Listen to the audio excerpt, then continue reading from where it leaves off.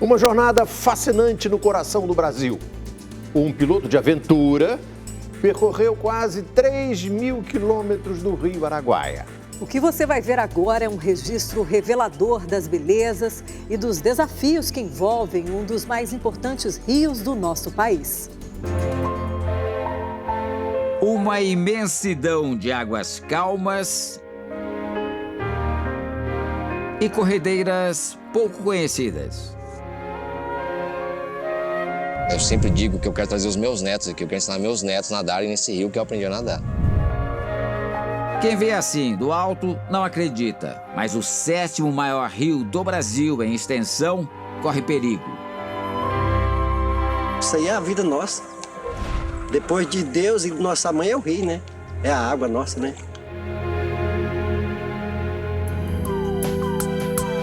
O Domingo Espetacular mostra um sobrevoo de mais de 2.000 quilômetros, da nascente até a foz. É a Expedição Araguaia, no coração do Brasil.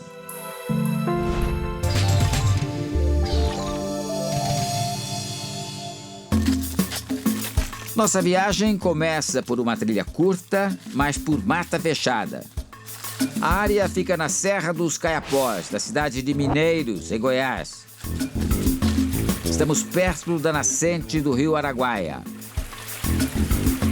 Aqui, bem aqui, está a nascente. Essa água brotando do solo. E é daqui mesmo que eu vou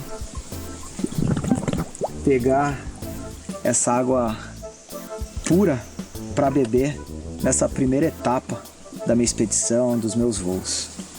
É isso aí, vamos para cima.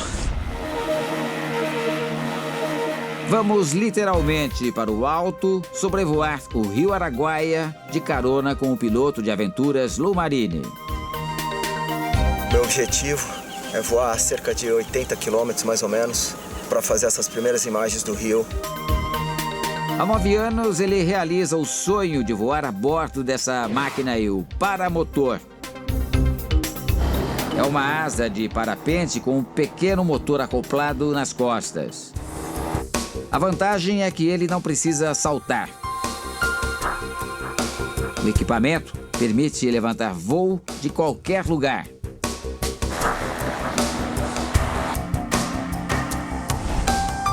Cheio de coragem, o piloto já sobrevoou 22 estados e 500 cidades.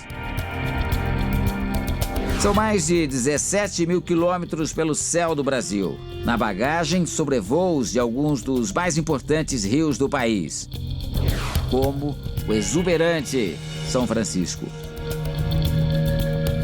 o sofrido Rio Doce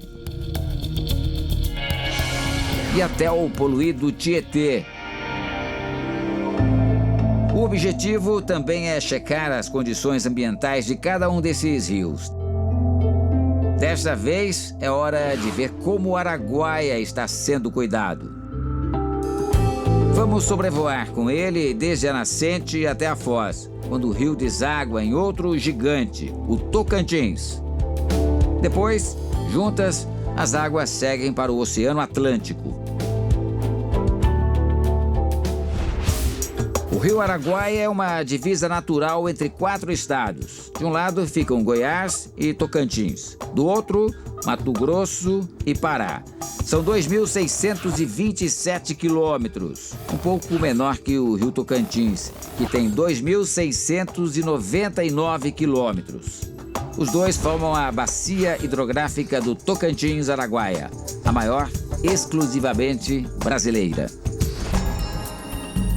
Estamos na fronteira entre o Mato Grosso e Goiás. De um lado, a cidade de Barra do Garças, do outro, Aragaças. Apesar da imensidão de água, é época da seca. Um período em que os bancos de areia são a grande atração da região. As praias do rio atraem turistas e movimentam a economia do lugar.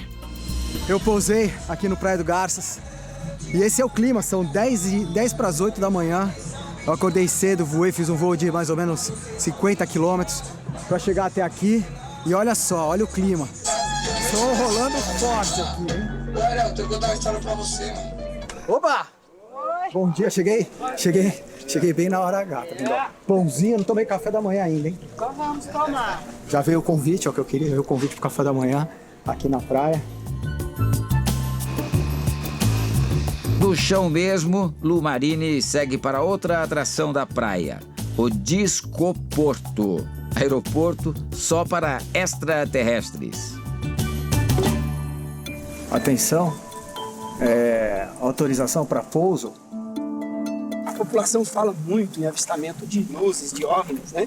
E de acordo com as pessoas que vivem aqui nessa região, a grande maioria já avistaram um OVNI. Então isso é contagiante, as pessoas que vêm de fora também querem saber um pouco mais, e aí acabaram criando esse espaço para que no futuro seja construído aqui um discoporto, um aeroporto para discos voadores. Será que os goianos criaram uma rivalidade entre os ETs de Varginha, em Minas Gerais? Enquanto os ETs não descobrem o rio Araguaia, os terráqueos aproveitam para sofisticar os acampamentos. Aqui eles chamam de rancho. Então aqui é a coisa mais sofisticada. Aqui... Colchão. E toda essa estrutura toda ela é montada... Ela é montada, né, durante a temporada. E os meninos têm toda uma preocupação também com a questão ambiental, a preservação do rio, né? Da flora, da fauna, enfim. Tudo depois é coletado, o lixo é tirado da praia, né? Então isso é bem bacana, essa preocupação. E tem toda a estrutura, né? Tem, banheiro bem estruturado. Banheiro com chuveiro quente, espelho, tudo lá. Não, gostei não. Eu gostei dessa, eu tenho que falar aqui, ó. Ela falou assim, ó. Tem chuveiro, bem estruturado, espelho. Espelho, secador. Entendeu? Secador pra mulherada. A diversão que leva à beira do rio milhares de turistas assusta Maxiliano Bayer. Especialista em recursos hídricos, o geólogo estuda o Araguaia há 2 décadas. Ele acredita que um dos maiores problemas do rio são justamente os bancos de areia na época de seca. O río está sofrendo algumas mudanças bastante importantes. Dentro dessas mudanças está o fato de que o rio está ficando mais largo e menos profundo. A presença humana no leito do rio causa interferências negativas. Mesmo que o lixo seja descartado de forma correta, há outras formas de poluição. Pilhas, graxas e óleos dos motores a combustão das canoas, jet ski. O surfista de rio, Marcos Leandro, tenta ajudar na preservação. Nessa aventura minha, eu comecei a reparar que eu via algumas coisas jogadas nas margens e eu comecei a recolher, tipo garrafa PET, algumas outras coisas também. E também por ver a degradação, sabe, principalmente fora daqui, em rios hoje que a gente olha e vê o descaso total, entendeu? Então eu não quero que aconteça com esse rio aqui a mesma coisa que eu já vi aí fora em vários outros rios. O Araguaia é tão importante para a região que muitas cidades das margens levam o nome do rio. Alto Araguaia, São Félix do Araguaia, São Miguel do Araguaia, Araguacema, Araguanã. O rio também está na lista dos mais piscosos do mundo, ou seja, com o maior número de peixes. Mas quem nasceu às margens dele sente mudanças muito rápidas. Você chegava lá, às vezes você queria comer um peixinho, você pescava.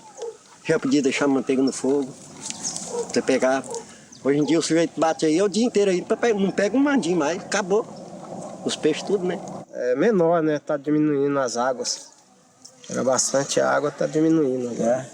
O que você acha que tá acontecendo isso? É desmatamento, né? Muito desmatamento aí, né? Tem, sim. O desmatamento e o assoreamento do rio muitas vezes interrompem a ligação entre o curso normal e pequenas lagoas que se formam ao redor do leito. Essas lagoas são uma espécie de berçário de muitas espécies. O rio não subiu o suficiente para trazer os peixes dos lagos de volta para o rio, porque na cheia os peixes conseguem subir nos lagos, mas quando o rio baixa, os peixes que deveriam vir para o rio não conseguem vir. A pesca em lagos da região é proibida. Quais são as punições que geralmente... Olha, não dar o destino adequado ao lixo é uma punição aqui nessa área de R$10 mil, com laudo técnico que eu mesmo que preparo.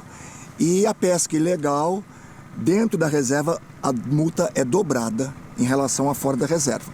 Então aqui, por exemplo, se você pegar uns 20 quilos de peixe de forma ilegal, vai uma multa de uns R$2 mil, mais ou menos.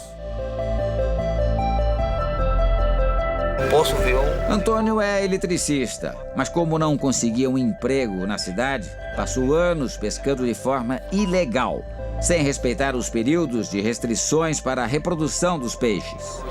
O mercado predatório ele é muito grande e é muito alto. Inclusive, você vê que um animal qualquer, um peixe, um pirarucu, por exemplo, mesmo, você pega um pirarucu de 100 quilos, ele custa R$3 mil. Caramba! Então, quer dizer que é tentador. Isso leva a você cometer esse erro. Hoje eu vejo. Você acha que ainda é pouco. Pressionado pela família, ele mudou de vida. Hoje participa de uma organização não governamental que protege o araguaia. Hoje eu vejo assim, eu não posso ver. Eu tenho que cuidar do que é meu, minha casa. Porque essa areia aqui, ela tá acabando. A destruição vem muito grave no rio. Hoje eu não vejo o rio como meu trabalho, eu vejo ele como meu irmão, como minha família. Eu vivo dele, vivo para ele. Um estudo feito pelo governo de Goiás em 2014 apontou o risco do rio secar em 40 anos. O motivo desse risco é o desmatamento do entorno para a pecuária e agricultura.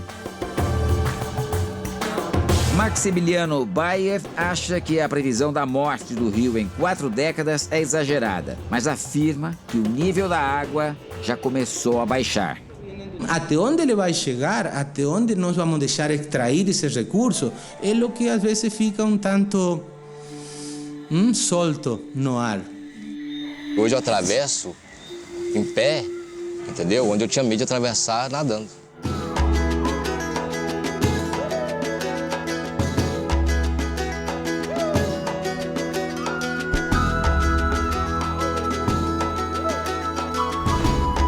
Semana que vem, a Expedição Araguaia, no coração do Brasil, segue viagem. Encontra um povo indígena que segue no mesmo lugar desde antes da chegada dos portugueses.